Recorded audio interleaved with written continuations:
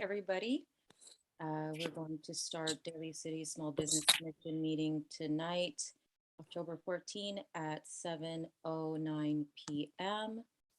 Call to order. Could Mr. Phipps, do you mind leading us in the Pledge of Allegiance?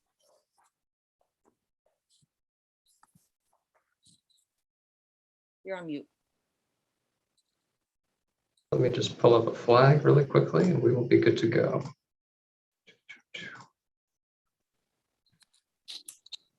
All right, everybody. I pledge allegiance to the flag of the United States of America, and to the republic for which it stands, one nation, under God, indivisible, with liberty and justice for all. There you go.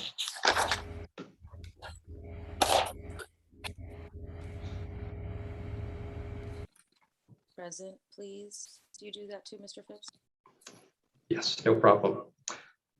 Commission Chair Manio.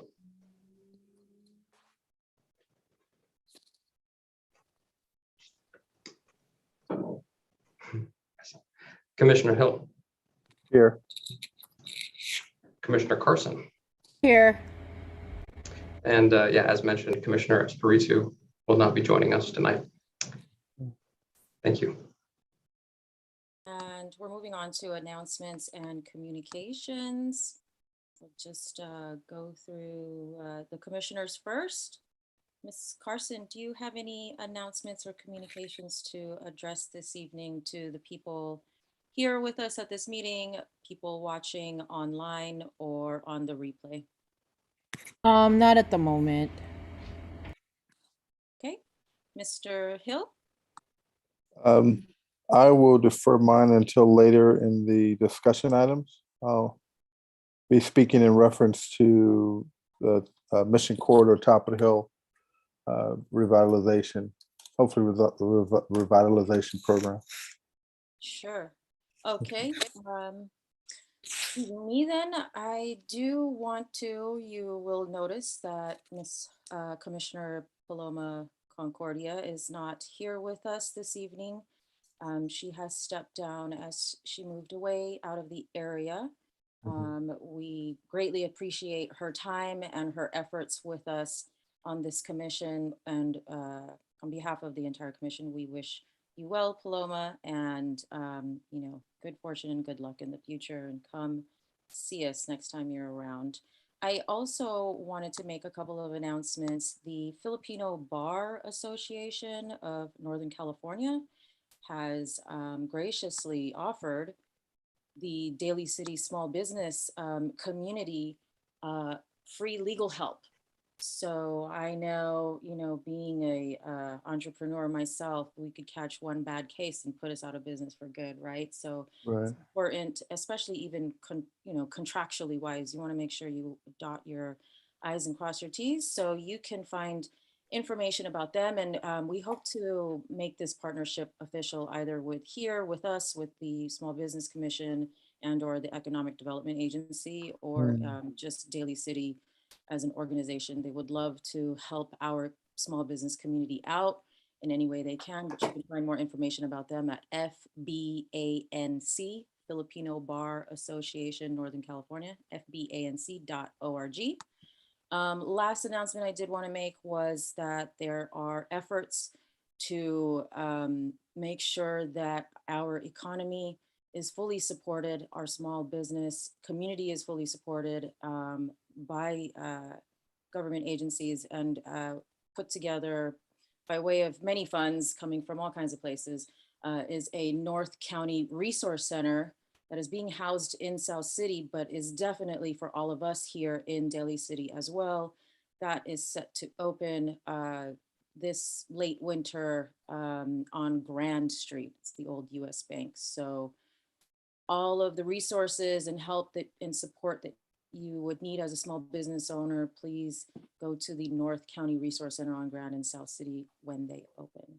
That was all. And do any of the administrative staff have anything?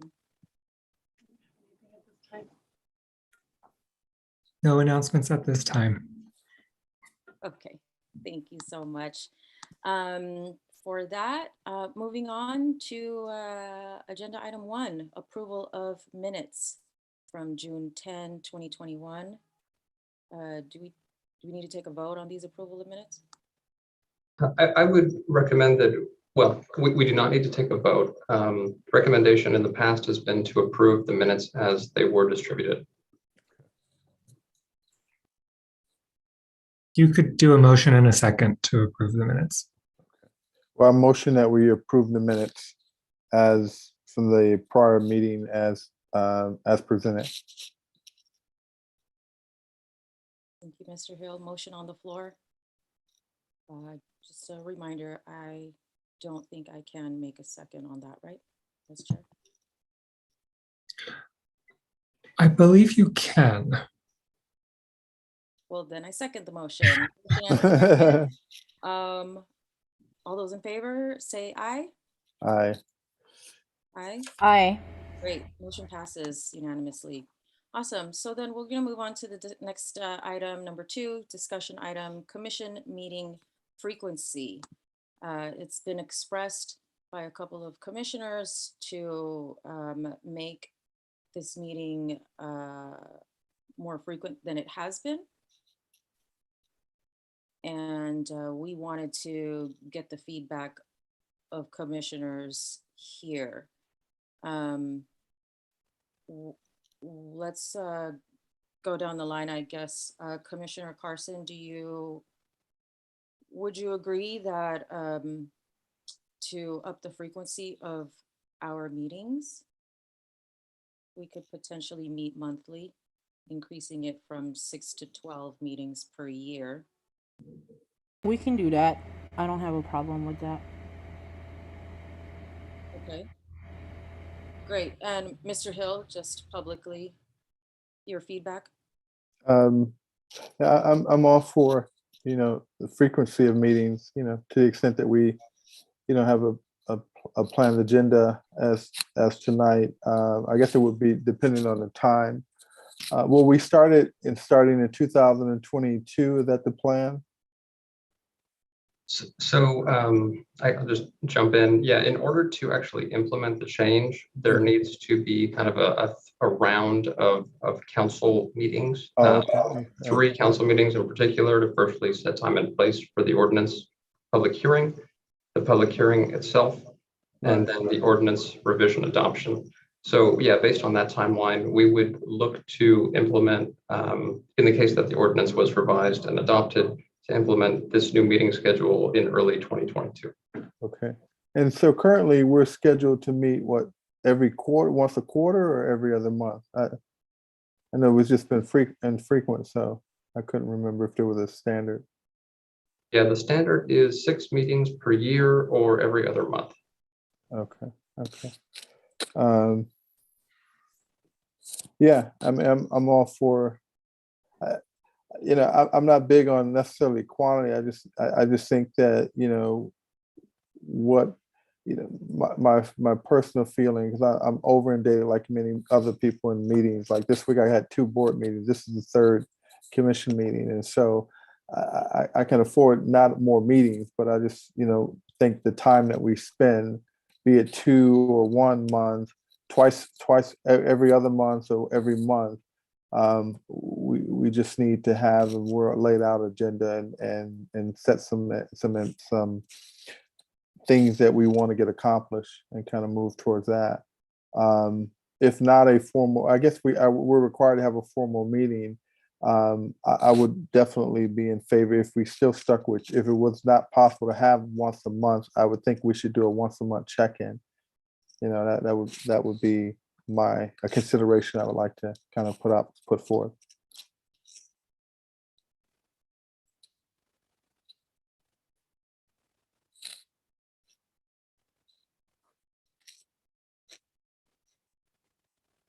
Okay. I don't know what that Commissioner Hill would look like as far as a check-in. That sounds kind of like a special meeting to me.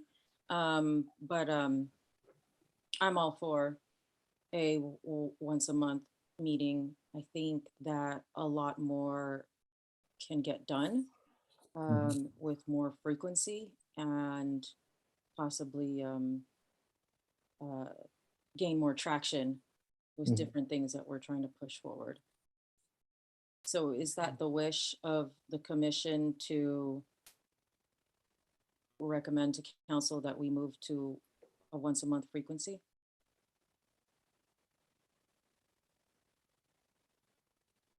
I believe Ms. Parsons said it's okay. Mr. Hill, is that a yes? I mean, if the overall group is inclined to move towards once a month, I'm okay with it. I personally, I don't want to add another meeting. I know I've kind of thought about it, and I'm over in date. I don't want to add another meeting to my agenda each month. That's my But if the group decides, it's a democratic decision. If the group decides that that's in the best interest of the commission, then I will do my best to make attendance at the meeting.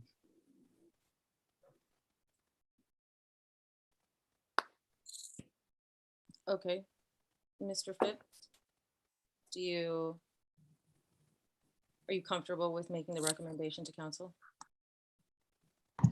If I could interject, we are missing one commissioner tonight as well. And just wanted to check on your comfort level with checking in with him on this item too. Yeah.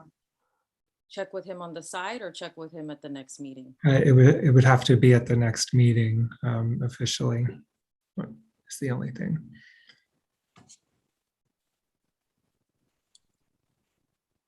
And we're scheduled to have the next meeting when, in January or December? December. December 9th. Yeah, that would be good enough time. Maybe, and I'll give it some more consideration. And if we did it the next meeting, we can at least, have something to present to the council at the beginning of the year. Yeah. That topic until all commissioners are here so that we feel more comfortable presenting as a group. If nothing else or no other comments on that, and thank you, Mr. Stolte, for interjecting. We'll move on to item number 3, the smoke vape shop regulations. Okay, I will be presenting on this item.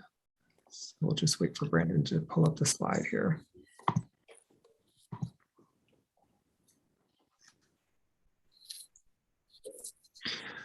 Okay, so Mayor Manalo has requested that city staff look into potential regulations around smoke and vape shops. And it is in particular due to a proliferation of smoke shops, especially along the Mission Street corridor. 6 of the 8 smoke or vape shops that currently are in Daly City are actually on Mission Street. So, and you can see kind of a zoomed in map there of some of the concentration around top of the hill. There are a couple ways to regulate smoke and vape shops, but there are some necessary steps that staff would have to take to first define what a smoke or vape shop actually is. It could be based on different types of metrics like percentage of products offered or percentage of sales, things like that. It just as an interesting side note, smoke shops were actually deemed essential businesses during the pandemic and were allowed to remain open because they also sold food. So there's some interesting nuances here with the regulations on smoke and vape shops.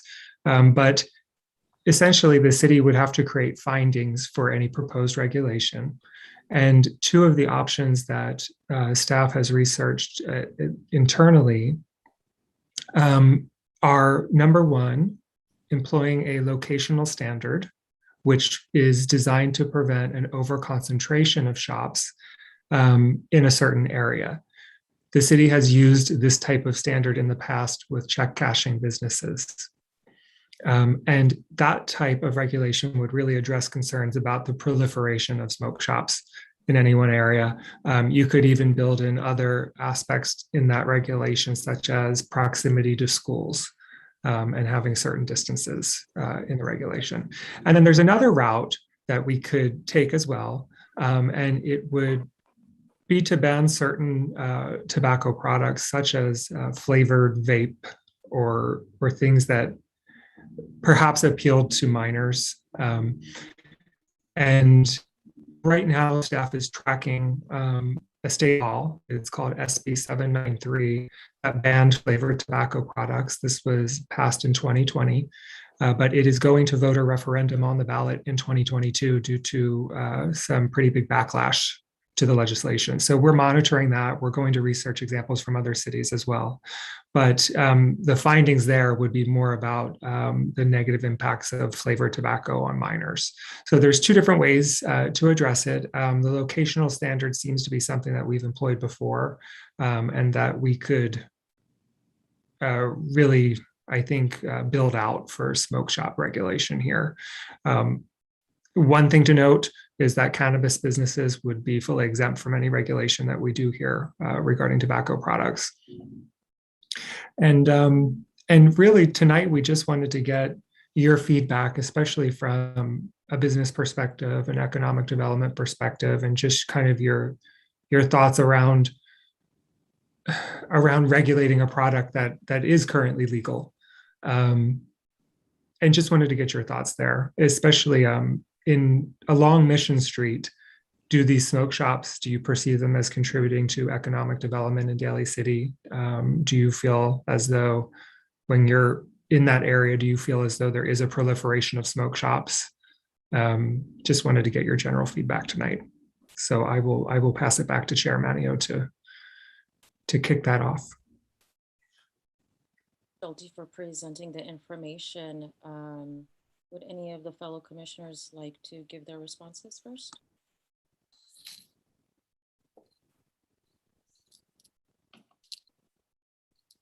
Ms. Carson?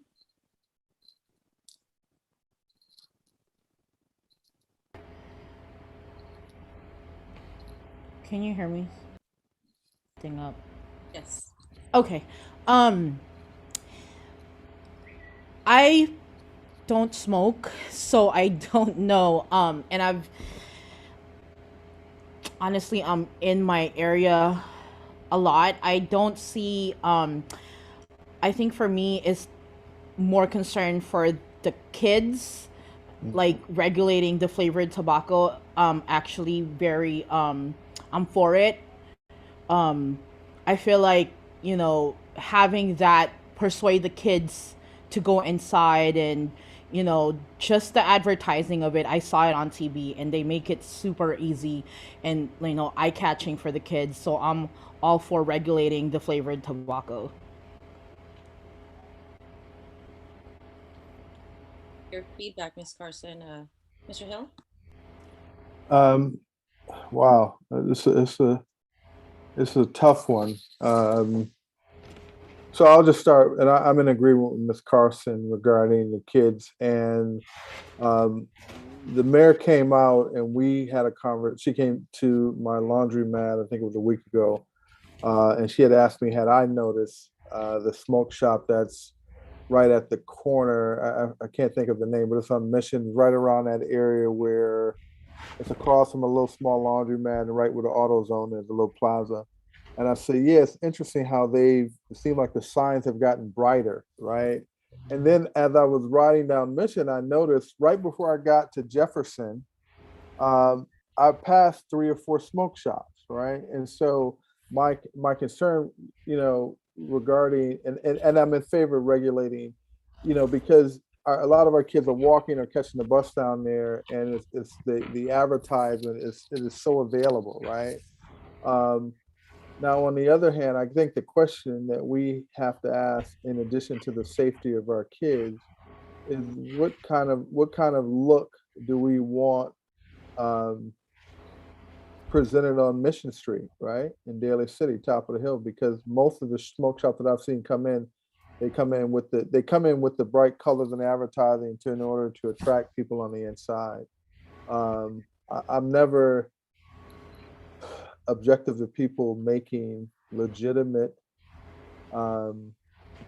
economic development, and I know they create tax dollars. I think going forward, we probably would want to consider the close proximity to the shops, and how many are we willing to have within that corridor. between a certain distance. I would be open to examine that. And to be aware of what are they, because I think there was one of them advertised as selling some cannabis, and I wasn't even aware that you could have a cannabis, or maybe it was cannabis paraphernalia, one of the ones.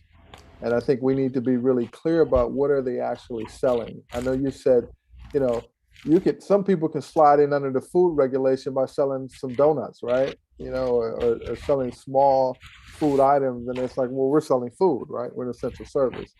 So we might want to do some investigating in that respect so that we can make a more intelligent decision.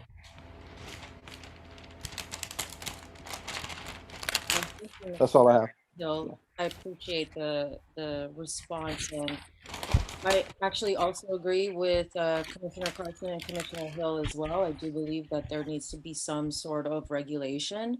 But in terms of the different approaches that you spoke about, Mr. Stolte, I do like the former over the latter.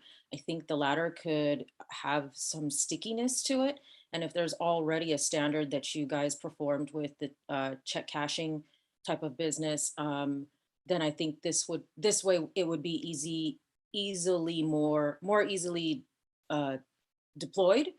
And to me, in terms of your question on does this create blight, I kind of equate this type of business, you know, and again, same as Mr. Hill, I'm all for about, you know, people's grind, and if this is what they want to sell, so be it. But I do also equate this type of business to check cashing and liquor stores. So when there is a heavy concentration of that in one area, it gives a certain kind of vibe to the neighborhood that we may or may not want to present, especially at the gateway at the top of the hill, right? That's kind of people's first impression of us when they come from the city. So I think that's probably something that we could further dive deep into the last topic of our conversation here tonight. But completely agree with everybody here. There needs to be some sort of regulation, and not and what you talked about building out, Mr. Stolte, as well as building in some sort of policy on signage, I think altogether. Because it is quite bright, and we're not necessarily San Francisco that's used to, you know, Broadway neon kind of lights. We're more of a bedroom town, so the bright lights stand out way more here. Right, they do. Yes. Right. So that's my 2 cents on it, and I'm glad that Mayor Manalo brought that up. So I think we hear you loud and clear that there is definitely support for smoke and vape shop regulation. In terms of signage, that is something that we're looking into as well. The issue is that the city cannot pass any regulation. Any regulation we pass on signs has to be content neutral. So if it's a neon sign issue that there's maybe a proposed ban on neon signs, it would go for all businesses. It's not based on the content of the advertisement itself.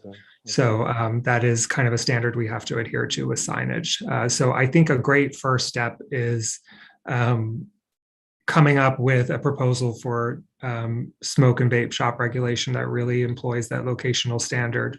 We'll continue to track that state legislation as well around flavored tobacco products and see what happens, because that will be that's next year is going to voters. So that will be really interesting to see how that turns out as well. But we'll definitely keep you updated. This was great feedback tonight. It sounds like the commission's in full support of us moving forward with this. So we'll keep you posted. Great, thank you so much. If nothing else on that topic, we'll move on to number 4.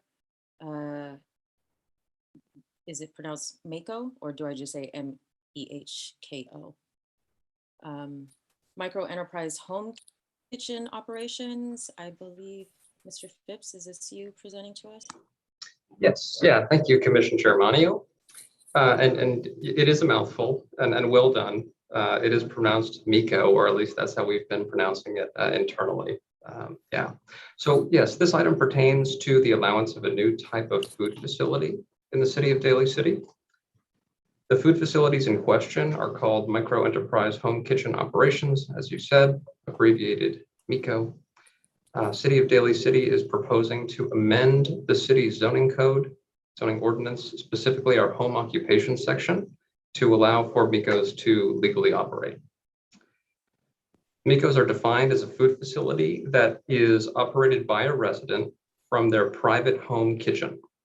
Once permitted, a resident can store, handle, prepare, and serve food to the public as allowed by state law, somewhat like a restaurant.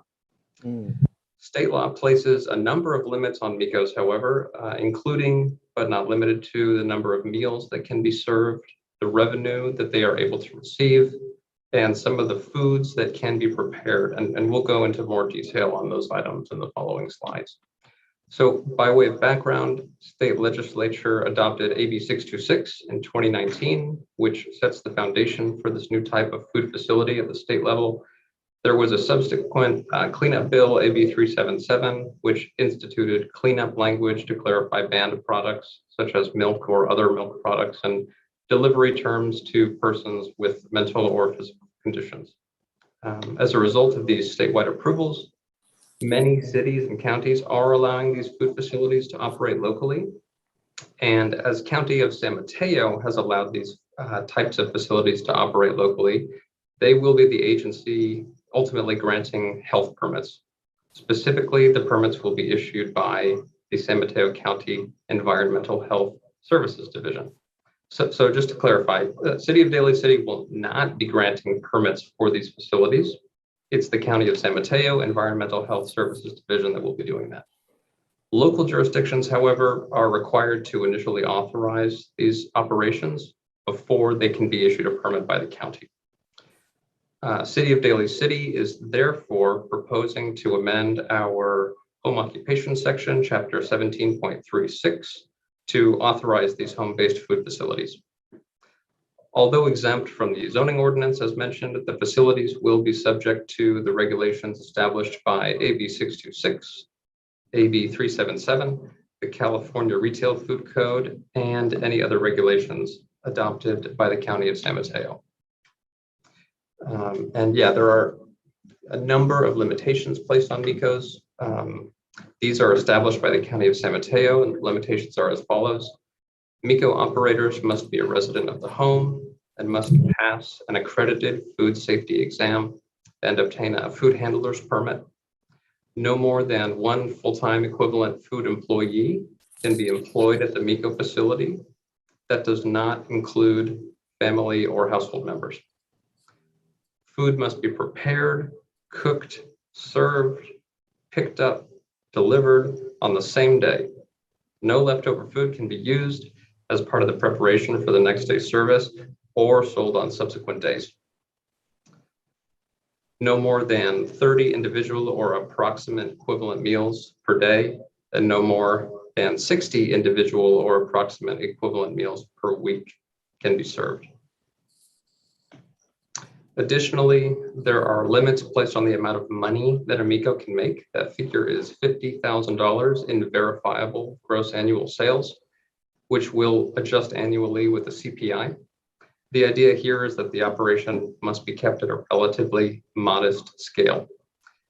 Food must also be sold directly to consumers for consumption on the premises, picked up or delivered, not provided to a wholesaler or other retail food operation, and not provided in connection with any kind of external catering business.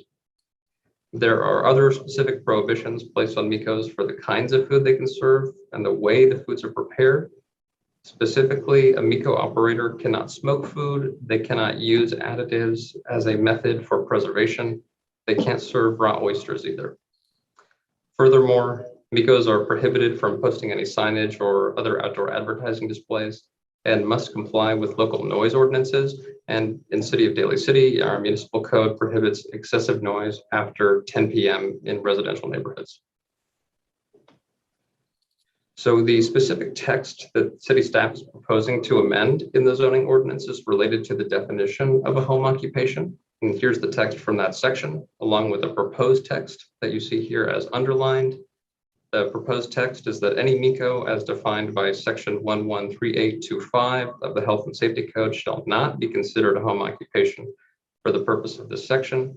Such uses shall instead be permitted to operate subject to state and county laws and guidelines. So this is the way City of Daly City would like to permit MICOs to operate locally, in short, by exempting them from the home occupation section of our zoning code. And for Commissioner reference, this item was brought to Planning Commission last week for comment and was unanimously recommended for council adoption. Planning Commission's recommendation, and of course, any comments from commissioners this evening, will be provided to council for reference at their next regularly scheduled meeting. And staff are recommending, however, that the commission recommend that City Council approve the zone text amendment that was just described to allow MICOs to legally operate within the city. And I'm available if there are any questions from commissioners. With that, I will turn it back over to you, Commission Chair Monio. Thank you, Mr. Phipps. Any questions from my fellow commissioners? I have a question. So, Mr. Phipps, so will Daly City be responsible for monitoring the activity, or is that the city of or the county of San Mateo? That would be County of San Mateo primarily. However, some elements, for example, the noise ordinance would have to be dealt with by City of Daly City. Okay. And what was the, this is the first time I've ever heard of MICO, or yeah. What was the thought around allowing them to have the food, have patrons? What am I trying to say? What was the thought behind them allowing people to eat on site and not just it to be a pickup activity? Because that seems like it creates certain issues. Yeah, I don't want to speak for state or county legislators in connection with the why, but I imagine it is a relatively low cost way to create something similar to a retail food facility, to give folks an opportunity to kind of jump on the economic development ladder, as it were, and to maybe try out a new business type with a skill that they have. Right. Okay. Commissioner Carson?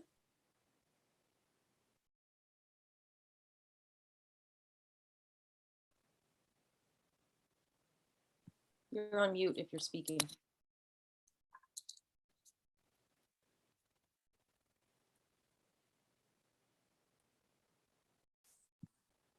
Okay, well, I had those same kind of concerns as Mr. Hill as far as the front facing goes. I know that, regular brick and mortar restaurants have to, work with the fire marshal. They have to go through all kinds of other health and safety codes in order to open their doors. And this kind of has a little bit of a weird backdoor feel. I don't know if that's the right verbiage, but it does present some issues.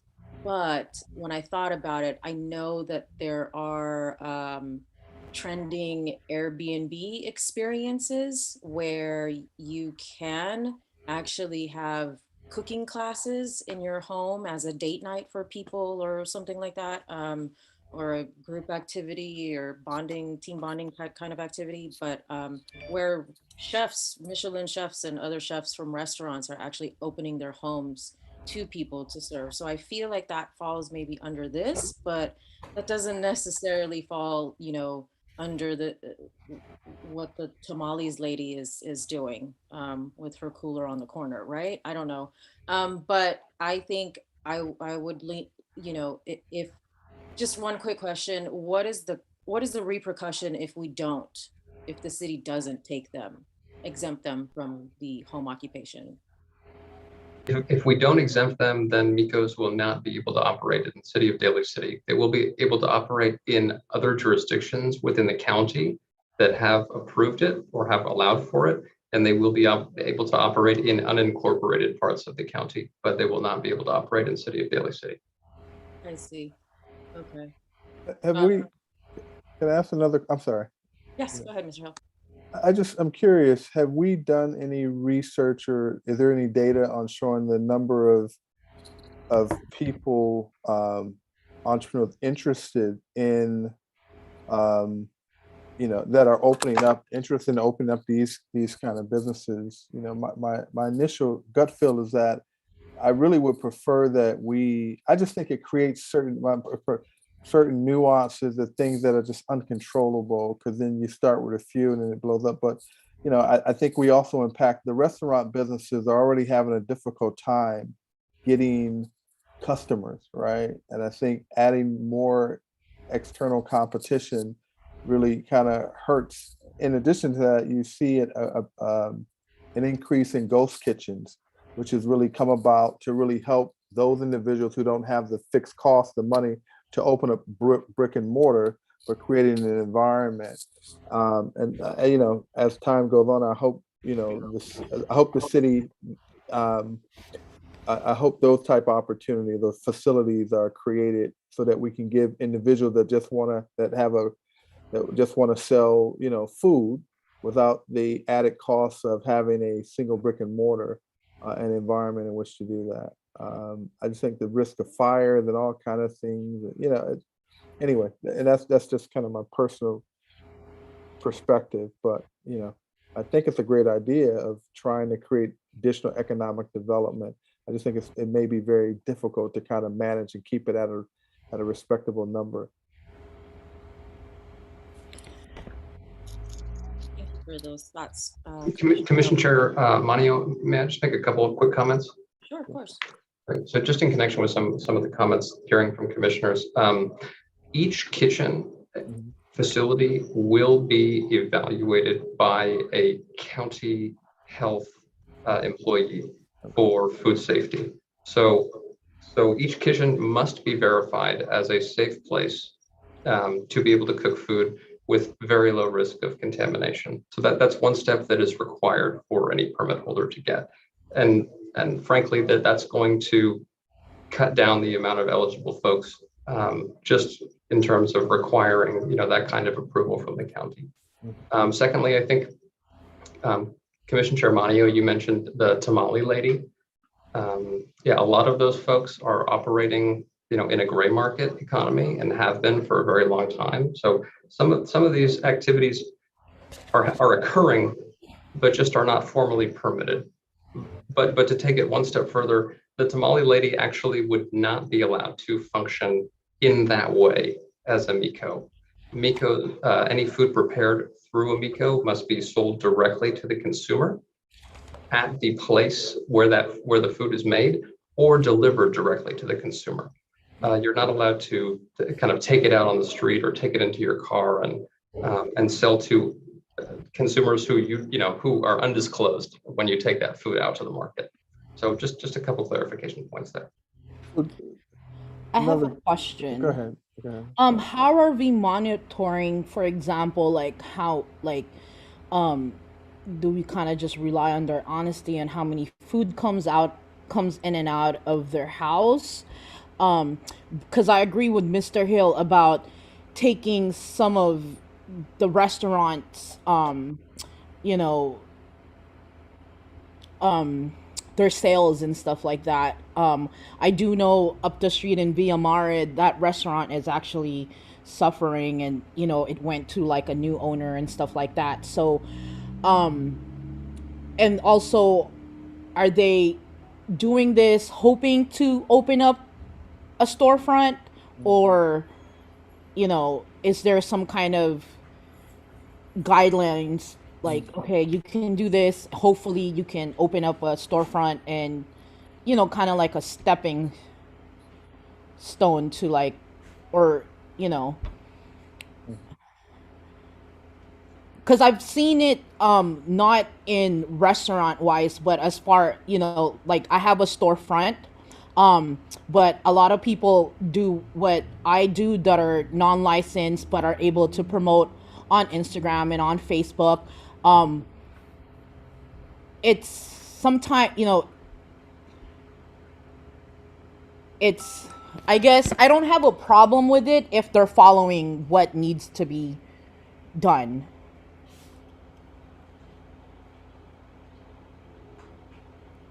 Yeah, I guess the other thing is like, how are we monitoring that also? Commissioner Chair Manio, can I comment briefly? Great. Yes. So for monitoring, that's all going to occur at the county level within Department environmental health. If, for example, a MECO operator, ends up becoming very successful and ends up bringing a lot of people to their home throughout the week and exceeding those number of meals that are allowed under the program, that would be when somebody would have to call, county environmental health and to report that violation. At which point county would respond. What about, Brandon, what about signage? I mean, we talked about, I think the commissioner before mentioned advertising. Are they allowed to just, are they allowed to just post signs out? Is there any guidance around how they can advertise, right? Because, from my experience, and the reality is, we have the regulations, but the reality is people are going to have more than 50,000, and people are going to make as much money as they can possibly make. People are going to advertise as much as they can. People are going to skirt the regulations, right? And although it's in Daly City, but we're relying on the county of San Mateo to monitor it. And that, I think that in and of itself has some risk. So is there any guidelines that we can put, or that is currently in place to limit, or guidelines to not even limit, but to make sure that the type of advertising is such that it does not take away from the same thing that we're talking about the smoke shops are doing in terms of visuals, right?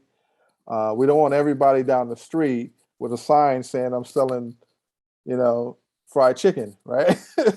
It might be some good fried chicken, but it might not be, because then you're going to start getting the complaints from neighbors of saying, hey, I'm in this area and it looks like a restaurant row, and I thought it was a community. So I don't know. Just some thoughts. Yeah, very good questions. One of the restrictions within the county's approved MECO program is that a MECO cannot post any type of signage or other outdoor displays advertising the establishment. So that's one. And yeah, as mentioned, they do have to comply with any local noise ordinances that are put in place. And regarding additional advertising, MECOs are allowed to use kind of print media in the community to advertise their operation. They're also allowed to use what is called an internet food service intermediary, or another method, which can include, newspaper or social media advertising for the food operation. So yeah, some internet-based advertising is allowed, but just to additionally clarify, Uber Eats and other kind of third-party delivery services are not considered intermediary food providers. That would violate the delivery terms of the MECO policy. Okay. So they will not be able to deliver with Uber Eats or any other third-party providers like that. They have to do the delivery themselves, and they can't advertise on those types of providers, but they can advertise in general, on the internet.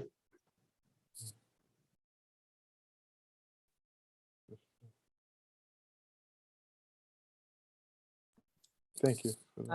I appreciate all of the insight at this meeting. I, for one, don't want to be a block or a hindrance for these types of businesses to come up. And so if recommending exempting them from the home occupation policy would allow them to operate in Daly City, then I'm all for it. Especially if we're not responsible for regulating them, because I think that would probably, I don't think we have the systems ready for that. So if the county does, then I agree, let them have at it. And if it helps our community become more successful, then great. I'd love to see what comes and maybe even visit one of these MECOs. That would be interesting.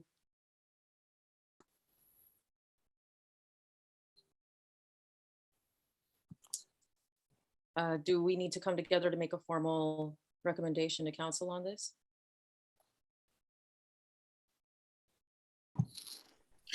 I think we are just welcoming your feedback tonight, and we can use that in the eventual agenda item that goes to council.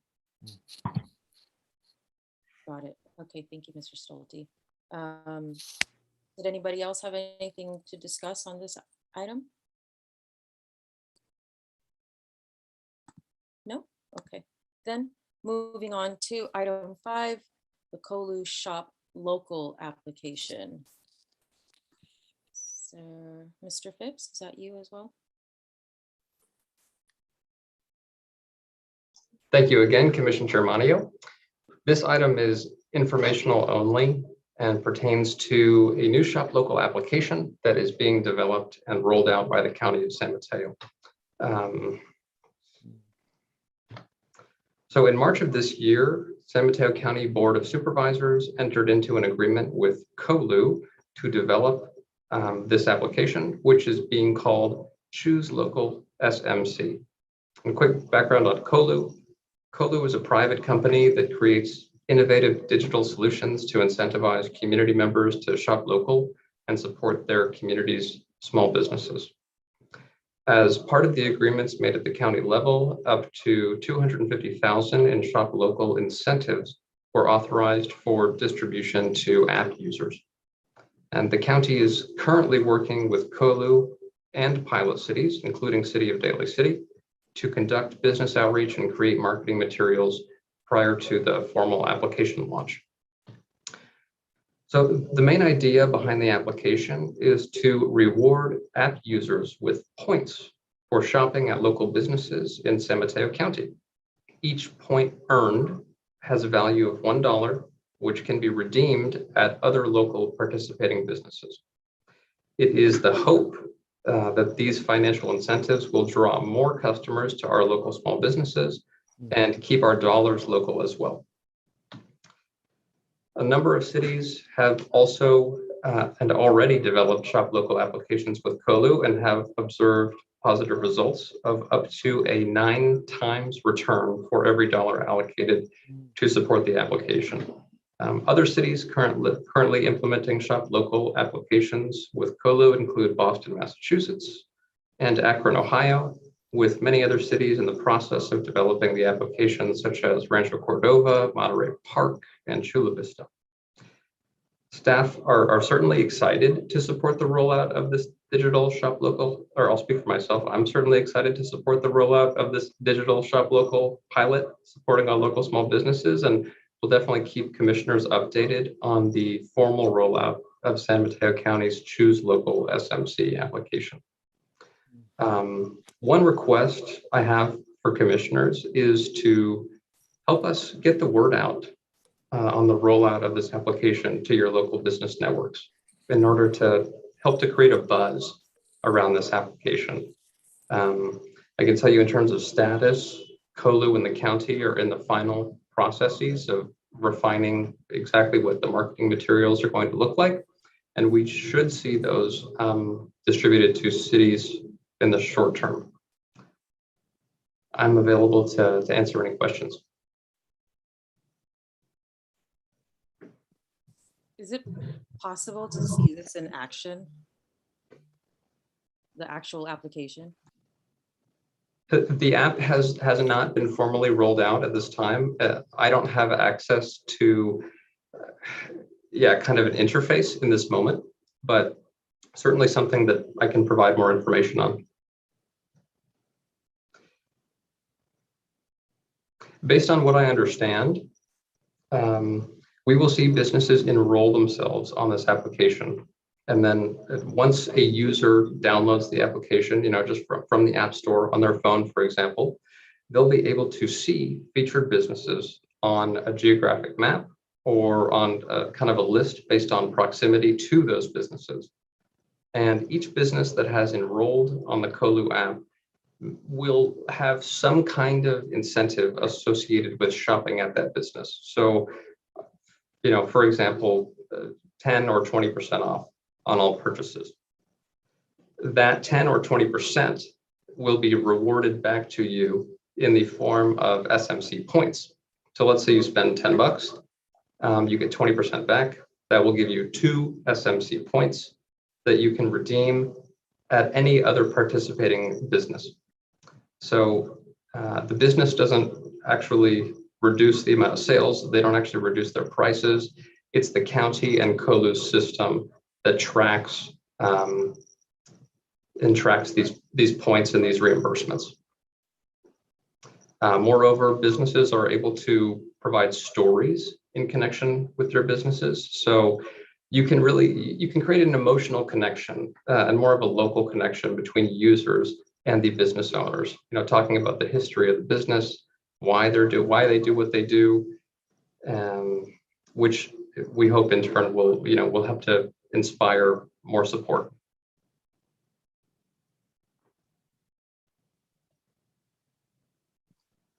Do we have background on the app developers? I think we do. I mean, I can provide that offline. I do know that COLU has been active for a number of years, was initially active internationally. And because of their success internationally, they've been able to very quickly expand into the US market.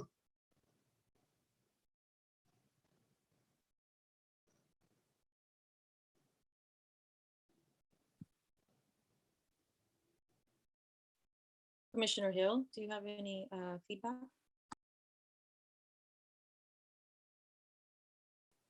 Sorry about that. I was trying to get my daughter in place. I think it's any advertising that can happen for a business, I think is a good thing. I've seen, I didn't know the name, it was associated with Colo, but I've seen in my travels, I've seen the logo, similar logo. And it's something that's if I'm not mistaken, it's being done at it's an agreement between the county and they're just rolling it out in San Mateo. Is that Correct. right, Mr. Phipps? Okay. Correct. And so is there a cost to the business owner other than just being willing to sign up? No, that's one of the things that we really see as a strength of this application is that no businesses have to have Right. any costs associated with enrolling. Okay. And so once it rolls out, will the county and Colo provide necessary marketing and advertising to make the public aware of this benefit? Yeah, the county has allocated some funds to help roll out the program, and a part of that includes advertising, marketing efforts, and outreach.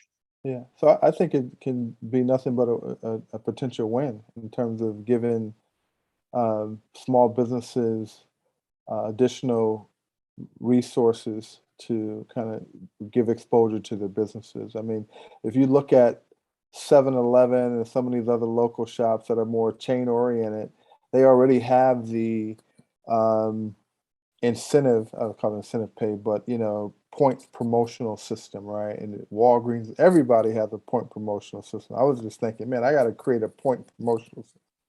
Seems like it's like the lotto in a smaller dose, right? So I think if a business owner can benefit from it without necessarily having to invest the cost in creating it, I think it could be a positive thing for the community, business community. I'm in favor of it. I will say county will also be providing some technical support services. Okay. And are interested in releasing all marketing materials in multiple languages that are reflective of our local demographics.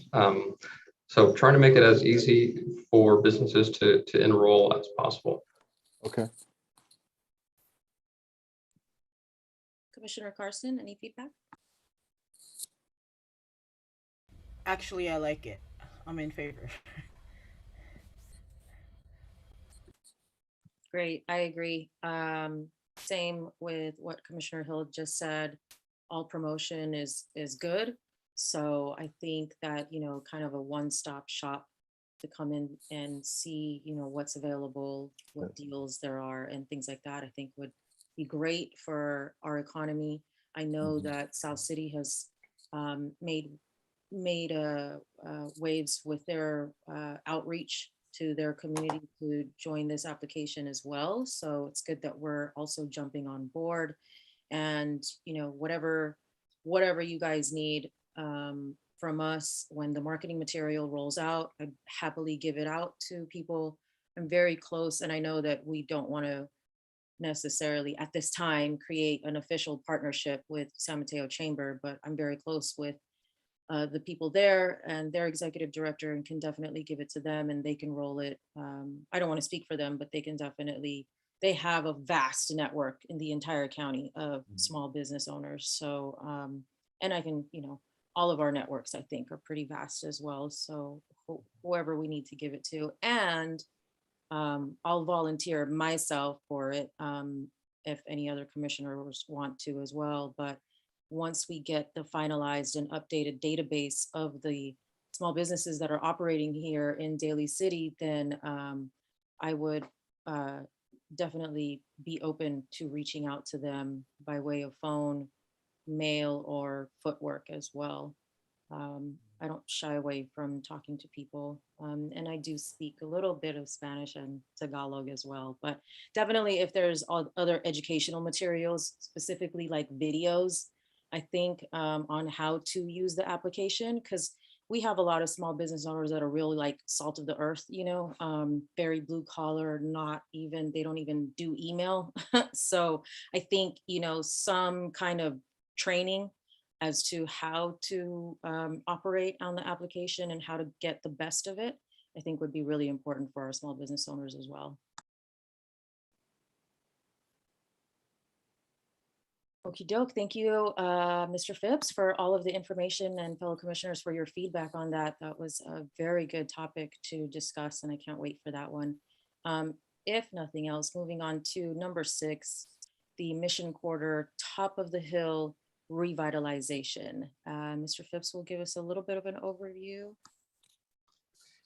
Sure. Yeah. So I've just put together a few slides based on what some commissioners have provided me, and put together a small aerial map just for reference in the community. So yeah, this item was put forward based on some commissioner concern expressed around the state of the Mission Corridor, particularly around Top of the Hill. And we're requesting commissioner discussion and feedback on potential strategies to improve neighborhood quality based on the concerns that you guys have put forward. The pictures you see here were provided by Commissioner Hill along the Mission Corridor. And just for everybody's edification, I think we're all pretty familiar with the Top of the Hill area. Yeah, just a quick aerial reference. And I have some additional pictures on the following slide. That's all I have. I'll turn it back over to you, Commission Chair Manio, for discussion. Appreciate it. Thank you, Mr. Phipps. Top of the Hill is a very interesting neighborhood for Daly City. It has a lot of rich history as one of the older neighborhoods of Daly City, right? And I think what has come to pass in this neighborhood is very unfortunate, but fortunately very fixable too. So Commissioner Hill, do you have any comments? I know that your business actually sits in this neighborhood, so this directly affects you and your operations. Do you have comments? I do. I wish we were at the city council meeting, but I'm sure word will get back. I did have an opportunity to kind of express some of my, the mayor saw it as well, and I expressed some of my perspective of the area. You know, the situation, and I've been there for 7.5, going on 8 years. So let me just sum it up quickly. So there's dumping, there's crime, there's graffiti, there's blight, right? There's the end of the San Francisco bus line where anyone riding, which is typically a number of homeless people, are asked to get off, and so they walk back through the community. So we tend to have been getting a serious homeless problem, and I've talked to several of the business owners. But I think that's the not so positive. But the positive also is that it's a major corridor. It's the gateway to that anybody coming to Daly City first sees Daly City. It is, I think the signage says gateway to the peninsula, right? It's also a corridor where you have a lot of mom and pop shops, right? Which soon to be added by Miko's, I think, when that occurs. And it's a very, it's a blue collar kind of area, as well as a very diverse community, anchored by three major retail, which is Walgreens, Dollar Store, and AutoZone, right?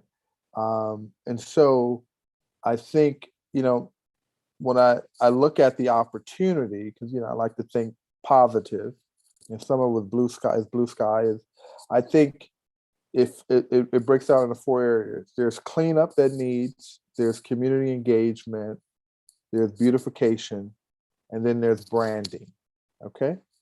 And so from a cleanup standpoint, and I had the mayor was out, but I had to ask because my window's been broken twice in the last 4 months, right? I had a homeless gentleman come lay out, and then one person came into the laundromat, laid in the middle of the floor. Another person came out and laid in the parking lot one day. I had an employee quit. 2 employees quit in the last 2 months. And so when I've talked to some other business owners, they're like, we're experiencing similar issues. So I think there needs to be regular monitoring or cleanup in that area, which I know during COVID, it was very spotty. But I got to thinking, what's the real cost of not having that?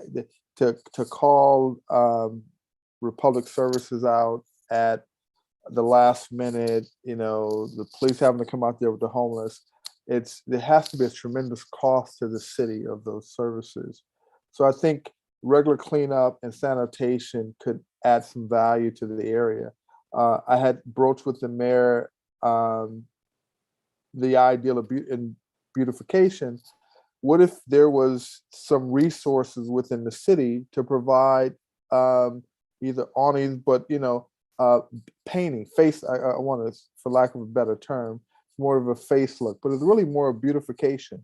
And we could really tie that into community engagement, and have a project with the art commissioner youth around selecting certain paint colors. I know any new painting to the building has to go through the city. I think beautification and face looks, as well as some signage, and I don't know if anybody rode down Mission Street at night. It's kind of dark in different areas. It's sort of, which lends itself to crime. There was a stabbing over there recently, which lends itself to people dumping because they think I can dump in the dark and no one is going to see me. So I definitely encourage that. And then branding, I think as our commissioner said, our vice commissioner said, it has history, and I don't think we're leveraging the history of it by creating a positive brand around it. So the image now is it's a place that you come dump, right? It's a place that is a lot of blight and graffiti. But if the city was to really look at it, tackle it, and figure out how we could create a brand of freshness, newness, this is a cool area to come. I even thought about getting the youth involved and maybe doing a project among the high school or youth of what kind of a naming contest for that area, right? Colors, names, as well as I was working in Atlanta.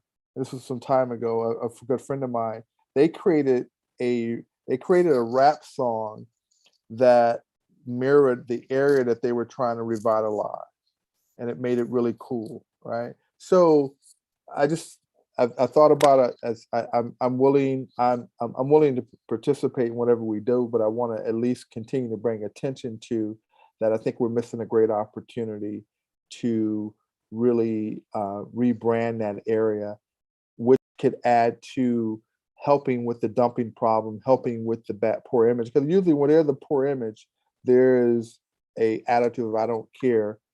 Let's dump, let's do whatever we need to do. So anyway, those are my thoughts.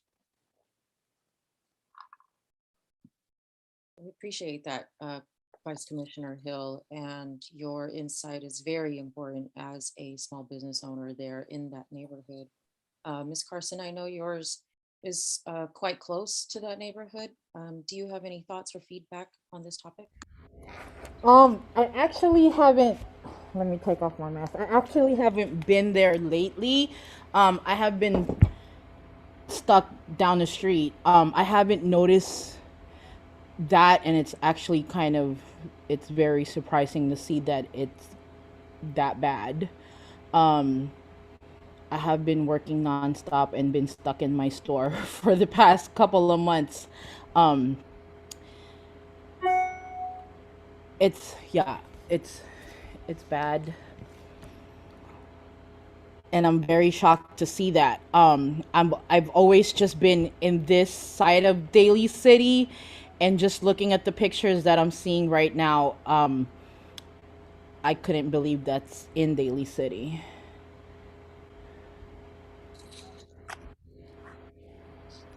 I agree. It's definitely shocking to see this happening in our neighborhoods, and especially for all of us here who take great pride in this town. So this definitely doesn't allow us to show that pride.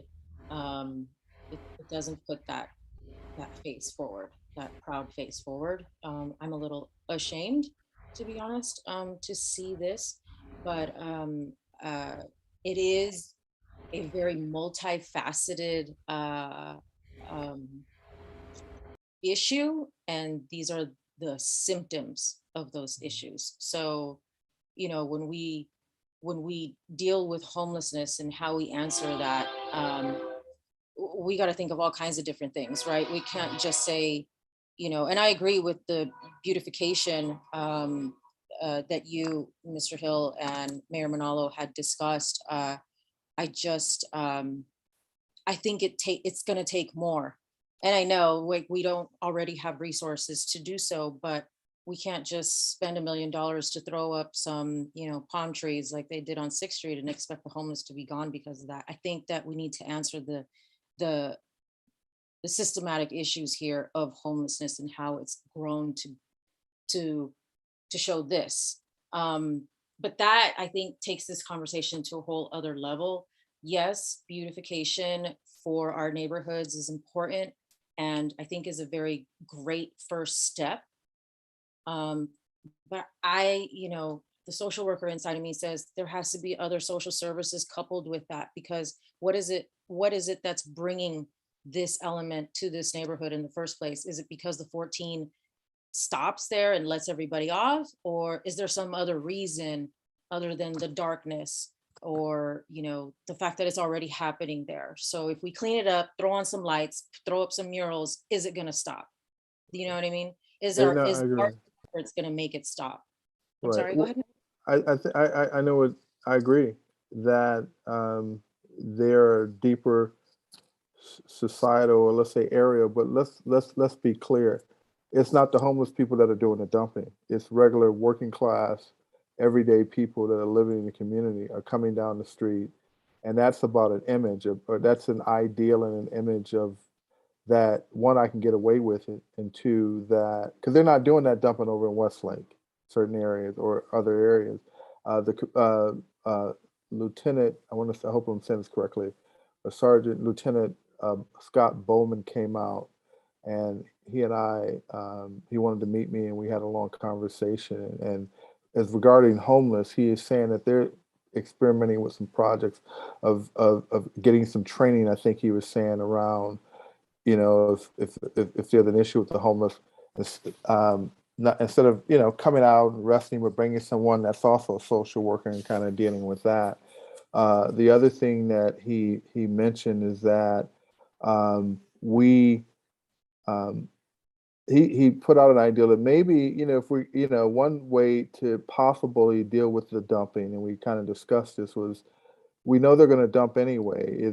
Should we have bigger containers around, right? Should we have a better strategy of how we place our trash containers and in what areas to encourage dumping, to direct the dumping in certain areas where it's not kind of blanket. So again, I we're not going to come up with a succinct answer tonight, but the reality is, at least as a business owner and even as a patron, I love Daly City as a patron of, I used to come to Daly City before I even had a business here.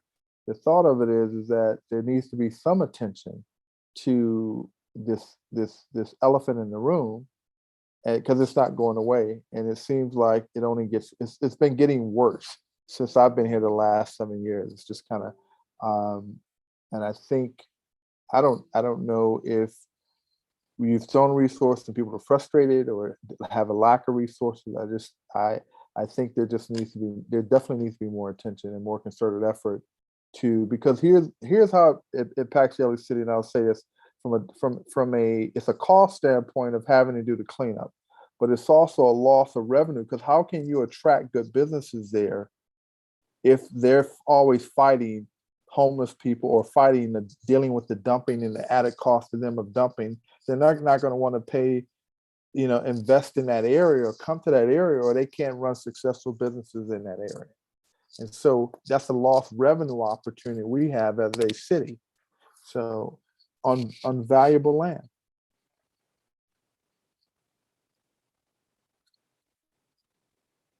Absolutely agree with you. And I do also just wanted to kind of respond to your comment, Commissioner Hill, about the whole missed opportunity to brand this neighborhood. I know, we're not the city. The city branded their CBDs, their commercial business districts, believe, and every different neighborhood had its own theme and identity, right? The Castro has its own identity, from the Mission, from Polk to North Beach, right? We don't necessarily take advantage of that either. South City, they branded themselves back in the day as the industrial city, and now they're the biotech hub of the world, right? So what is Daly City, right? What is this top of the hill? What is it? What do people know about it?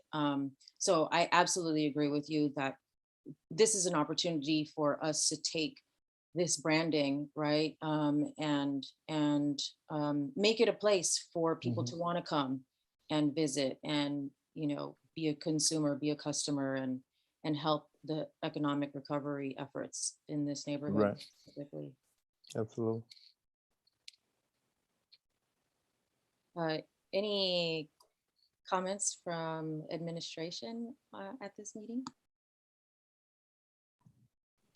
Sure, I could make some comments, and some of them are things that I've actually discussed with you all before. That Mission is getting a streetscape improvement project coming next year. It will improve both driver experience and pedestrian experience walking along Mission Street. It's going to be really fabulous. We have launched the Clean Daly City program, Clean Livable Environments and Neighborhoods. You can find more information about that on our website, and all of the really extensive outreach that's been done through that program. Leilani is heading that up. I think we just started that last year, right, Leilani? And it's taking off. So we're really taking illegal dumping seriously. We revamped all of our ordinances, as I've reported out before. These issues are not solved overnight, and they've been years in the making. So there is a timeline issue here with how we, kind of find solutions. And we're definitely thinking about these issues too, as we we have a meeting next week to talk about homelessness. So there's some interesting ideas that we're looking into for Top of the Hill. But there's a lot of other people that care about Top of the Hill too, beyond the commission and beyond business owners. Actually, there's residents there that care about it. And I think a great suggestion would be for us to connect you with the Top of the Hill Improvement Association, or TAFIA. I'm not sure if you've heard of them before, but it is a grassroots effort of local residents who really care about that area. And I got connected with these people through Project Green Space, and it was through that beautification effort and that litter reduction effort in Top of the Hill that residents really came together. And it was really fantastic to see people make connections and build relationships, and then actually formalize a group, Tathia. And there was actually another group that spun off of that effort too, called Walk, Talk, Clean Up the Block, in that area too. So there's a lot of people out there that care about Top of the Hill and care about these issues. So I think the more we can connect people together, the better the outcomes will be.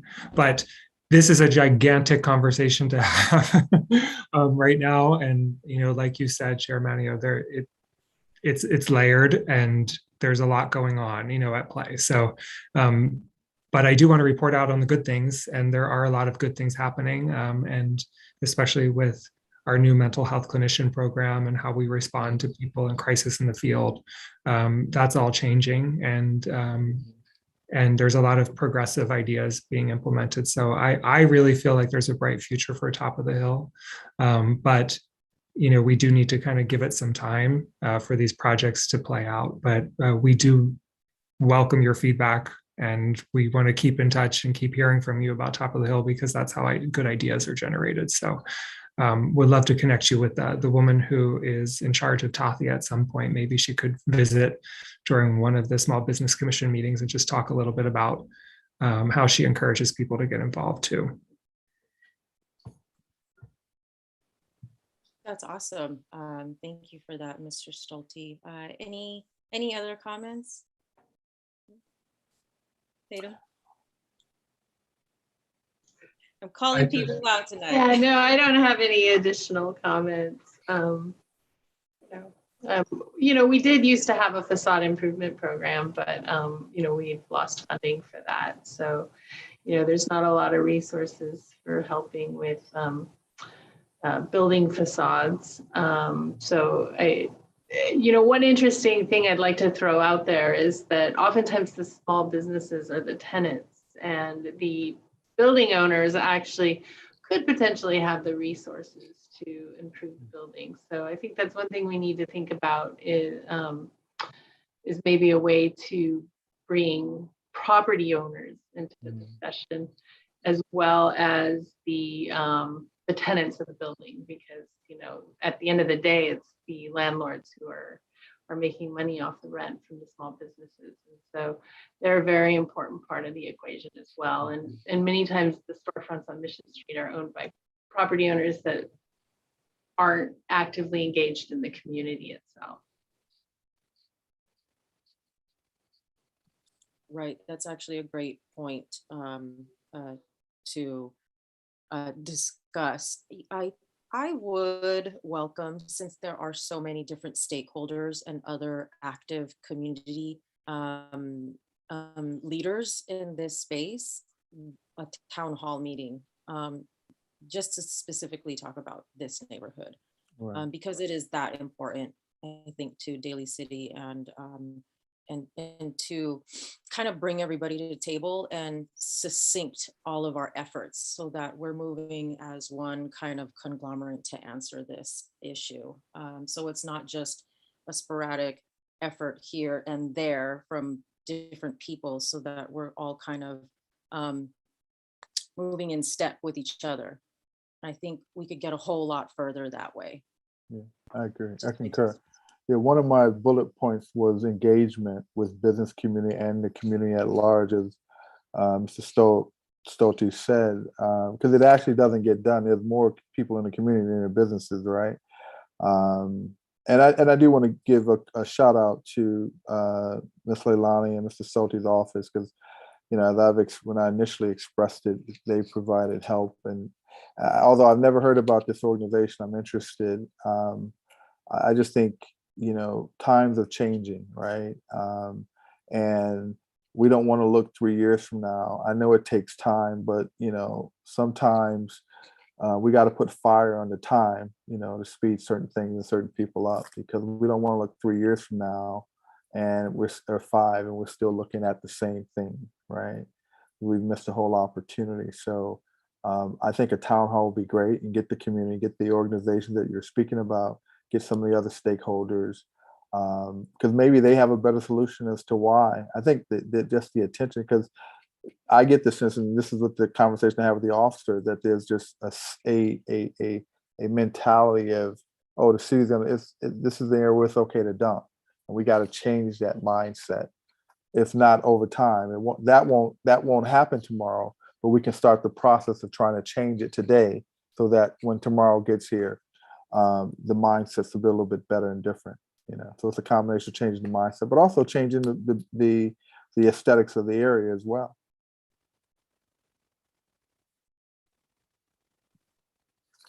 This was definitely a great initial conversation on this topic, and a good start to, I believe, many more to come. I'd definitely welcome that town hall, and if we could continue to follow up on this, and maybe put it back on the agenda, or even do something to, involve council with us on this discussion as well, would definitely be welcome. Are there any other thoughts or comments on this item? I'd just like to, jump in and share some, maybe some additional positive information around top of the hill. I get calls somewhat frequently around, folks interested in developing in the area, asking about properties for sale, asking about opportunity sites. And one of the sites that I think, Charles, you featured in your photos was 6098 Mission, which is just across the street from the auto zone. Right. And that vacant site, yes, certainly seems to be a magnet for dumping, particularly because it's adjacent to a bus stop, and because it's a large vacant parcel that's not really patrolled or enforced in any way. So I think it's easy for folks to dump there. But the good news there, based on some discussion with our planning manager, Michael Van Luncusen, there is tremendous development interest in that site, and that site has recently been entitled for a fairly high density project.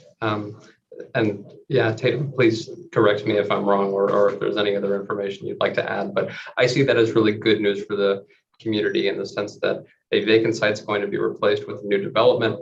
There are going to be more boots on the ground and eyes on the street in that neighborhood, in addition to more local residents to help to support the corridor and to support small businesses on that corridor.